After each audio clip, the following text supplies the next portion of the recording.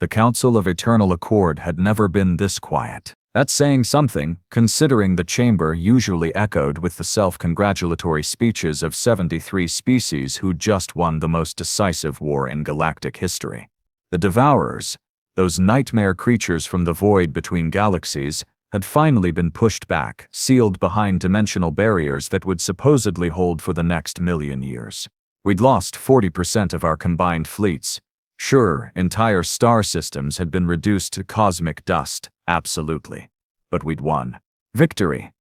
Sweet, glorious, hard-earned victory. Admiral Corvesh of the Thalexian Empire stood at the central podium, all four of his arms spread wide in triumph, his crystalline weight, no, his gleaming exoskeleton catching the light from 1,000 holographic displays. My fellow sentients, he boomed, his voice translator making him sound appropriately heroic in 700 languages simultaneously.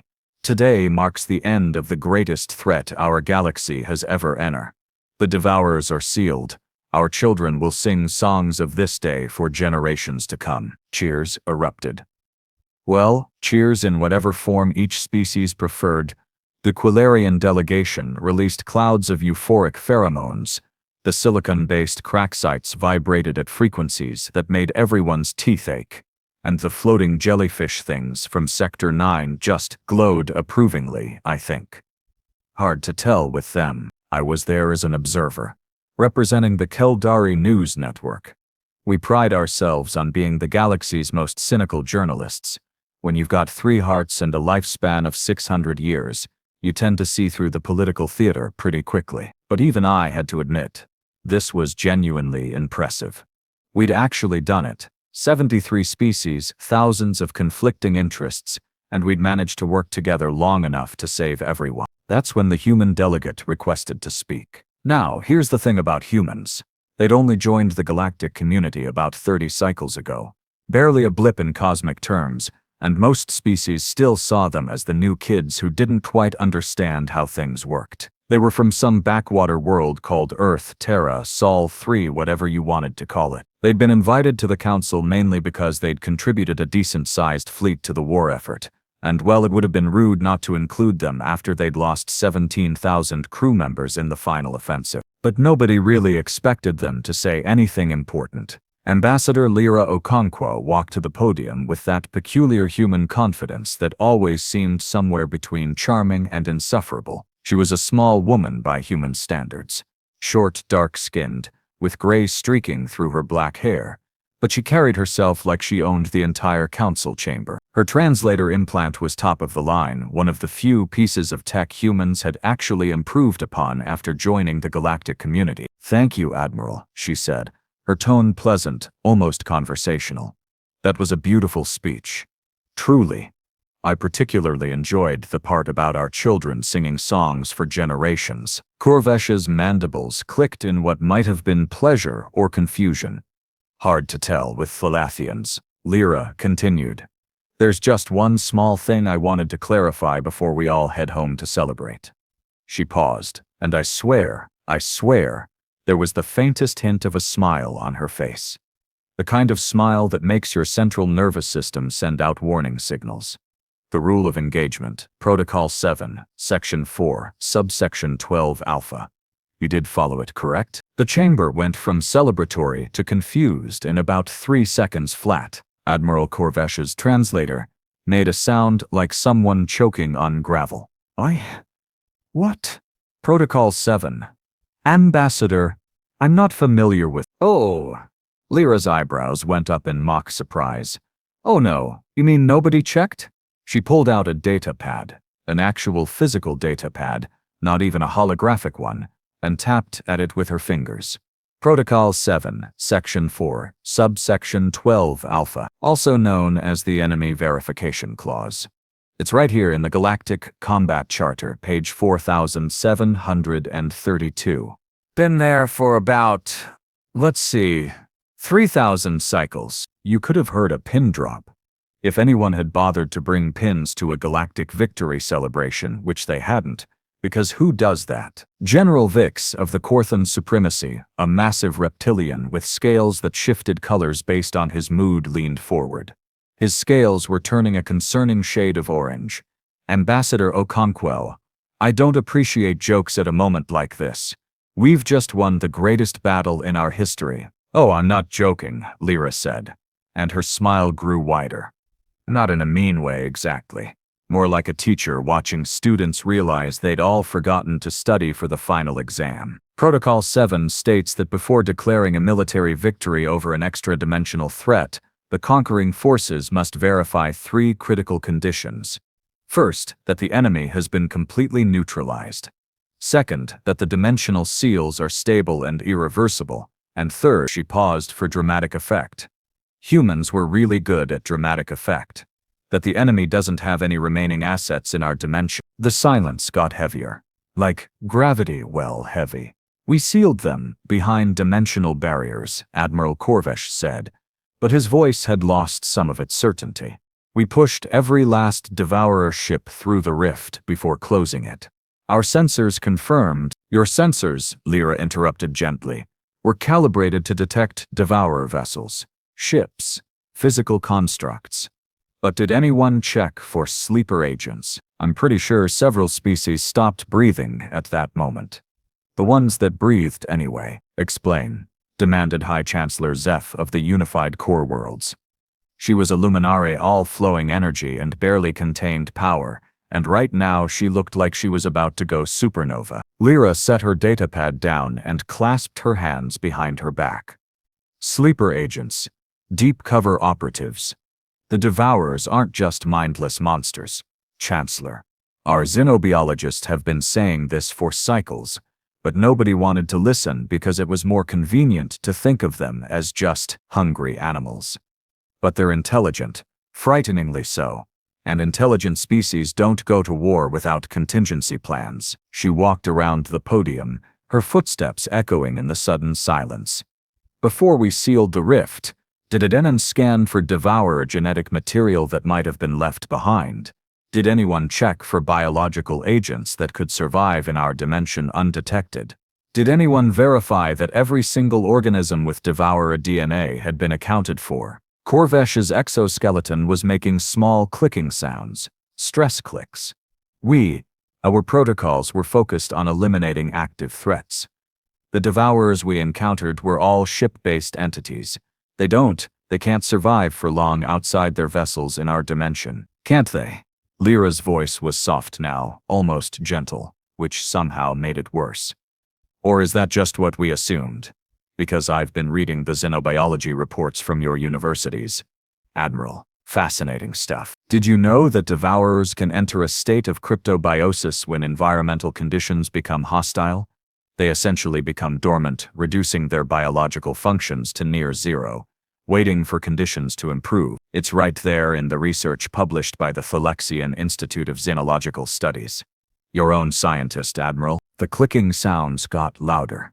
Lira pulled up a holographic display from her datapad. Images flickered to life above the podium. Scientific diagrams, biological scans, mathematical models. When we pushed the Devourers back through the dimensional rift, we were fighting them in space, in the vacuum, in environments where they had to maintain their ships and their active biological states. But in the chaos of the final battle, thousands of their vessels were destroyed. Billions of tons of Devourer biomass were scattered across dozens of star systems. She zoomed in on one particular diagram. It showed a microscopic organism, all tangled proteins and strange geometries that hurt to look at. This is a Devourer cell in cryptobiotic stasis. It can survive extreme temperatures, radiation, vacuum conditions, and dimensional fluctuations. In this state, it's virtually undetectable by conventional sensors, because it's barely metabolizing. It could drift through space for centuries, maybe millennia, until it finds a suitable environment to reactivate. General Vix's scales had gone from orange to a sickly purple. You're saying there could be Devourer cells just floating around? Not just floating, General. Lira's expression was grim now. All traces of that earlier smile gone. Some of those cells landed on planets, moons, space stations, ships. During the final battle, we were so focused on the big targets, The Devourer cruisers, their dimensional generators, that we didn't think about the microscopic aftermath. And according to Protocol 7, that was a mistake. A potentially catastrophic one. High Chancellor Zeph's energy form was flickering like a strobe light. If what you're saying is true, then we haven't won. We've just paused the war. Maybe, Lira said. Or maybe not. That's why the protocol exists. To check, to verify, to make absolutely certain before we declare victory and let our guard down. She looked around the chamber, making eye contact with delegates from dozens of species. The protocol requires a galactic-scale sweep. Every world, every ship, every installation that was anywhere near the combat zones. Biological scans, genetic sequencing, environmental monitoring. It's tedious, it's expensive, and it takes cycles to complete. But it's the only way to know for sure. Admiral Korvesh had gone very still. And if we find something, then we deal with it before it becomes a problem, Lira said simply. Better to spend a few cycles doing thorough cleanup now than to wake up in 50 cycles with a new Devourer infestation growing from the inside out. There was a long, uncomfortable pause. Then someone in the back, I think it was Ambassador Thresk of the Hive Collective, started laughing. Not human laughter. Thresk's species laughed by vibrating their thorax in a way that sounded like 1,000 wind chimes in a hurricane. Oh, this is perfect, they chittered. Absolutely perfect. We throw the biggest victory party in galactic history, and the humans show up to tell us we forgot to do our homework. Surprisingly, that broke the tension. A ripple of uneasy chuckles spread through the chamber, the kind of laughter that happens when you're faced with a terrible truth and you either laugh or scream. Lira smiled again, but this time it was warmer. Look, I understand. Everyone's exhausted. You've been fighting this war for decades. You want it to be over. Trust me, humans understand that feeling better than most. We've got several thousand years of our own military history to reference, but rushing to declare victory without doing the verification. That's how you lose the peace. She leaned on the podium, her posture relaxed but her eyes sharp. Here's what Earth is proposing. Give us 3 cycles. Let humanity coordinate the Protocol 7 verification. We'll work with your scientists, your military, your civilian authorities. We'll do the scans, run the tests, check every suspicious molecule in every system that saw combat. And if we find anything at all, we'll deal with it together. As a united galactic community. And if you don't find anything? Asked Chancellor Zeph. Then, in 3 cycles, we throw an even bigger party, Lira said with a grin. And I'll personally apologize for being the galaxy's biggest buzzkill. Admiral Korvesh's mandibles clicked slowly. He looked around the chamber, reading the mood. Nobody was celebrating anymore, but nobody was panicking either. Just thinking. Process. Finally, he spoke. The human ambassador raises valid concerns. Protocol 7 exists for a reason, even if we overlooked it in our enthusiasm. He straightened all 4 of his arms. Very well, Ambassador Okonkwo. Earth is authorized to coordinate the verification process. You'll have the full cooperation of the Council's military and scientific resources. Lira nodded. Thank you, Admiral. We won't let you down. As the Council session dissolved into smaller working groups, I floated over to the human delegation. Lira was talking with her staff, a mixed group of humans and a few aliens, who'd apparently decided to work with Earth's diplomatic corps. Ambassador, I said, my vocal synthesizer set to respectfully curious mode. That was quite a performance. Did you plan that dramatic reveal? She looked up at me, way up, since I'm about 3 meters tall and mostly tentacles, and laughed. Planet? Gods, no. I genuinely thought someone had already done the Protocol 7 check. I only brought it up because I was reviewing the paperwork last night and noticed nobody had filed the verification report. So you just decided to mention it. In front of the entire council. Well, yeah, better to be embarrassed now than extinct later. She shrugged in that particularly human way that somehow conveyed both nonchalance and deadly seriousness. Besides, this is what humans do. We're paranoid. We plan for the worst. We double-check everything because Murphy's Law is basically our species' unofficial motto. Murphy's Law. Anything that can go wrong will go wrong, she explained. It's why humans always have backup plans. And backup plans for the backup plans. And sometimes backups for those. I made a note in my recording implant. This would make an excellent story. So, what happens now? Lira looked out at the council chamber, where delegates were already arguing about resource allocation and scan protocols. Now we do the boring work. The unglamorous work. The work that actually matters. We make sure we really won this war. She turned back to me, and her expression was fierce. Because here's the thing about humans, Observer Kelthas. We don't just fight to win, we fight to make sure the winning lasts. And if that means being the species that asks the uncomfortable questions, that double-checks the obvious, that refuses to celebrate until we're absolutely certain, then that's exactly what we'll be. 3 cycles. That's all we'd given ourselves to scan approximately 400 star systems, 2,300 inhabited worlds, and somewhere around 50 billion military and civilian vessels that had been anywhere near the combat zones during the final offensive against the Devourers. In retrospect, humanity might have been slightly overconfident about the timeline. I embedded myself with the human verification team's best decision I ever made as a journalist, by the way, and watched as they turned the tedious process of Protocol 7 compliance into something resembling organized chaos. The humans had this saying, if you want something done quickly, efficiently, and rently, you need to pick 2. Somehow, they managed to ignore that rule entirely. Commander Takeshi Yamamoto ran the biological sweep operations from the carrier Perseverance, a human vessel that had been retrofitted with scanning equipment from 17 different species. When I arrived on board, he greeted me with a tired smile and a cup of something called coffee that smelled like burnt shoes dipped in regret. Observer Kelthas, welcome aboard, he said, his translator rendering his Japanese accent into something my species could process. Fair warning, we're running on about 4 hours of sleep collectively across the entire senior staff, so if anyone starts hallucinating, just roll with it. Hallucinating? I asked, concerned. He's joking, said Dr. Priya Kapoor, the chief xenobiologist. Probably joking. With humans, it was sometimes hard to tell. She was elbow-deep in a microscope array, examining samples from a mining colony in the Tertius system. Mostly joking, 70% joking.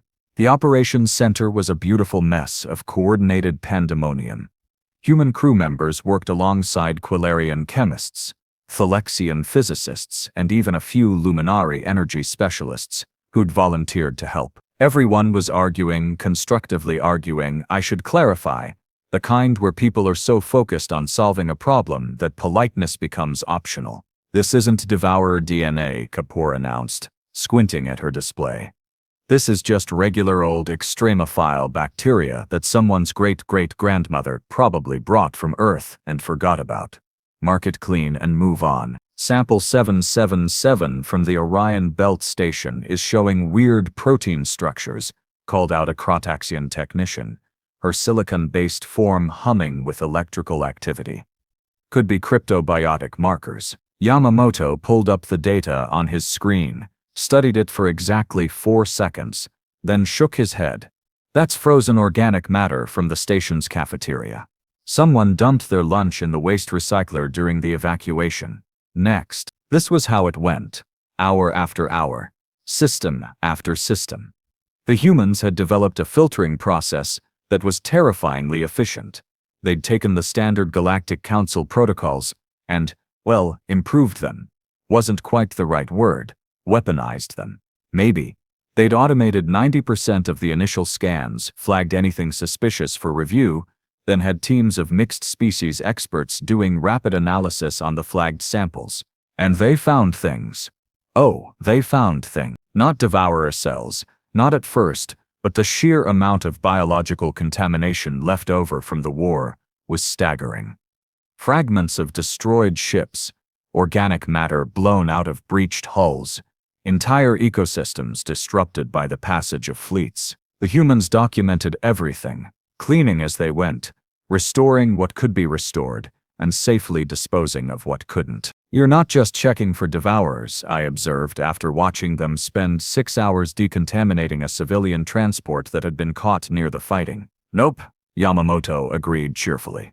Why waste the opportunity? We're already here, already scanning. Might as well leave things better than we found them. That was very human, I was learning. This compulsive need to fix things. The breakthrough came on day 16 of Cycle 1. Dr. Raj Patel, a human geneticist working with the team scanning the outer colonies, pulled a sample that made every alarm in the lab start screaming. Not metaphorically, the alarms were actually screaming, because the Quilarians on staff released panic pheromones when they saw the genetic sequence. Found one, Patel said. His voice unnaturally calm for someone who'd just discovered a potential extinction-level threat. Lunar base, Sigma Draconis 4. Deep in the regolith, about 15 meters down. Single cryptobiotic cell. Devourer genetic markers confirmed. The operations center went silent. Isolation protocols, Yamamoto ordered immediately. Full quarantine on that section of the moon. How viable is the cell? Very, Kapoor said, running analysis. Her hands were shaking slightly. Only slightly, because she was a professional, but enough that I noticed. Environmental conditions are perfect for reactivation. Give it a few more cycles of solar warming and we'd have a problem. A big problem. Extraction team, Yamamoto asked. Already prepped and en route, replied Lieutenant Isabella Torres from the tactical station. ETA 40 minutes. They'll have the cell contained and in stasis before it even thinks about waking up. I watched, fascinated, as the humans shifted from their casual, coffee-fueled chaos into something much more focused. Not panicked, panicking seemed to be against their religion or something, but absolutely, utterly serious. Every movement was precise. Every order was clear. They'd drilled for this, I realized. They'd actually practiced finding Devourer cells, because of course they had. The extraction went flawlessly. The cell was retrieved, locked in a quantum-sealed container that would keep it in stasis until the heat death of the universe, and transported to a research facility where it could be studied under conditions that made maximum security prisons look casual. And that's when things got interesting, because they found a second cell, then a third. Then clusters of them on an abandoned space station. Then a whole pocket of dormant Devourer biomass, floating in a debris field that nobody had bothered to fully scan because, well, it was just debris. By the end of Cycle 2, humanity had found and secured 47,000 individual Devourer cells scattered across the combat zones. 47,000 potential seeds of a new invasion, just waiting for the right conditions to wake up and start the war all over again. The Galactic Council held an emergency session. This time, nobody was celebrating. Ambassador Okonkwo stood at the podium again, but her expression was different now. Tired, grim, but also satisfied, maybe? Like a doctor who'd found cancer early enough to treat it. The good news, she began, is that we found them. Every single one, we're pretty confident. The bad news is that there were a lot more than anyone expected. If we'd waited another cycle, even half a cycle, some of these would have reactivated. And once they started reactivating, she didn't need to finish that sentence. Admiral Corvesh's mandibles clicked slowly. Ambassador, on behalf of the Council, we thank you. Your species may have saved us all. Not just my species, Lira corrected gently.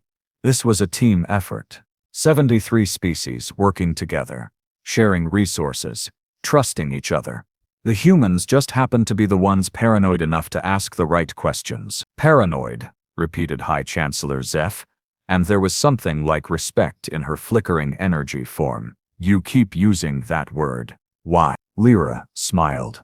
A real smile this time, not the diplomatic one. Because humans grew up on a death world, Chancellor. Earth isn't the friendliest planet in the galaxy. We had predators that could kill us in a dozen different ways. We had diseases, famines, natural disasters. We learned very early that survival meant expecting the worst and preparing for it. Paranoia isn't a bug in human psychology. It's a feature. It's why we're still here. She pulled up a holographic display showing the locations where Devourer cells had been found. red dots scattered across star maps like an infection waiting to spread. Every human military officer learns about something we call clearing rooms. When you enter a potentially hostile space, you don't just look for obvious threats. You check every corner, every shadow, every place something could be hiding. Because the threat you don't see is the one that kills you. The display shifted, showing the timeline of what would have happened if they hadn't done the Protocol 7 verification. Mathematical models projected Devourer cell activation, spread patterns, infection vectors. Within 10 cycles, 40% of scanned worlds would have had active Devourer presence. Within 20 cycles, the war would have started again, but this time from within. So yes, Lira continued, humans are paranoid. We overthink, we prepare for disasters that probably won't happen. We're the species that brings an emergency kit to a birthday party and keeps fire extinguishers in the bathroom. And apparently, in this case, that paranoia was exactly what the galaxy needed. General Vix's scales had finally returned to a healthy green color. What happens to the samples you collected? Secured in a research facility that makes your maximum security prisons look like vacation resorts, Yamamoto said from his seat in the delegate section. Quantum locks, dimensional shielding, enough failsafes to survive a supernova. The cells will be studied, carefully studied, so we can understand the Devourers better, learn their biology, their weaknesses. Just in case they ever figure out how to break through the dimensional barriers. Just in case, echoed Ambassador Thresk of the Hive Collective, thorax vibrating with amusement. Of course, because humans always have a backup plan. Actually, we have 17 backup plans for this particular scenario, Lira said, and she wasn't toting. Plans A through Q. We're currently working on plans R through Z, just to be safe. The chamber filled with various forms of laughter, relieved laughter, this time the kind that comes after you've looked into the abyss and decided to install better lighting. So, High Chancellor Zeph said, her energy form stabilizing into something calmer. What now, Ambassador Okonkwo? The verification is complete. The threat has been contained. Do we finally get to celebrate our victory? Lira looked around the council chamber, at the representatives of 73 species who'd just learned they'd been sleeping on a biological time bomb. Then she grinned. That particularly human grin that said something simultaneously terrifying and comforting. Now, she said, we update the Galactic Combat Charter. Because if humanity's going to be part of this council, we're going to make damn sure nobody forgets Protocol 7 ever again. We're adding mandatory checklists, automated reminders, verification requirements that trigger before anyone's allowed to declare victory. And she paused for effect. We're instituting what humans call lessons learned sessions, after every major military operation. Lessons learned? Asked Corvesh. Mandatory meetings where everyone sits down and discusses what went wrong, what went right, and what we can do better next time, explained Lira. It's tedious. It's uncomfortable. Nobody likes admitting their mistakes. But it's how you make sure you don't make the same mistake twice. She leaned forward on the podium. Here's the thing about humans, honored delegates. We're not the strongest species. We're not the smartest. We're not the oldest or the wisest. But we're survivors. And survivors learn. We take every disaster, every near miss, every close call, and we turn it into a lesson. We document it. We teach it. We make sure the next generation knows what almost killed the last one. Dr. Kapoor stood up from the human delegation section. We'd also like to propose a joint xenobiology institute, a cooperative research center where all council species can study potential threats together, share data, share discoveries. Because the Devourers might be gone, but they won't be the last existential threat we face. Better to be ready. And if we might add, Lieutenant Torres stood as well. Humanity would like to volunteer to maintain a dedicated protocol verification corps, a standing military unit whose entire job is to do the boring, unglamorous work of checking and double-checking and triple-checking that we've actually won when we say we've won. The council members looked at each other. The humans were essentially asking to become the galaxy's professional paranoids, the species that would always question victory, always look for hidden threats, always be the ones saying, wait, Did we check for sleeper agents? It sounded exhausting. It sounded necessary. Admiral Corvesh stood, all four arms raised in a gesture of respect. The Thalaxian Empire supports these proposals. Humanity has proven their worth not just in combat, but in the wisdom that comes after combat. Let them be our. What do you call it? Ambassador. Devil's advocates, Lira supplied. The people who argue against the consensus, who ask the uncomfortable questions, who make sure we're not fooling ourselves. Yes, Corvesh agreed. That. High Chancellor Zef's energy form pulsed with approval. The unified core worlds also support this. Though I suspect we're all going to grow very tired of your checklists. Ambassador Okonkwo. Oh, absolutely, Lira said cheerfully. You're going to hate us sometimes.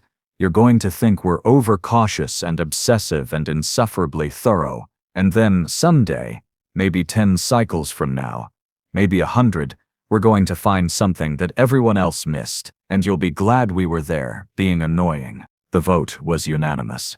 Humanity would become the galactic community's official verification specialists, the species who remembered Murphy's Law, the ones who planned for disaster so thoroughly that disaster usually decided to go bother someone else. As the council session ended, I floated over to Lira one more time. Ambassador, one final question for my report. How does it feel, being the species that saved the galaxy by being paranoid? She laughed, a real, tired human laugh. Honestly, vindicated. Every human who ever brought an umbrella to a picnic, whoever kept a spare tire in their vehicle, whoever asked but what if something goes wrong while everyone else rolled their eyes, they all just got proven right. Paranoia isn't just about expecting the worst, observer Kelthus. It's about loving the people around you enough to prepare for it. She looked out at the council chamber, where species from across the galaxy were mingling, talking, already forming the committees and research groups that would implement humanity's proposals. We didn't save the galaxy because we're special. We saved it because we care enough to be careful. And maybe that's humanity's real contribution to the galactic community. We're the species that gives enough of a damn to check under the bed for monsters before we go to sleep. 3 cycles later, the galaxy threw its victory celebration. For real this time, the verification was complete. The Devourer cells were secure. The dimensional barriers were holding. We'd actually won. Humanity showed up with emergency medical supplies, backup power generators, and disaster relief kits, just in case. Because that's what humans do. And honestly, the rest of the galaxy was starting to think that was pretty amazing.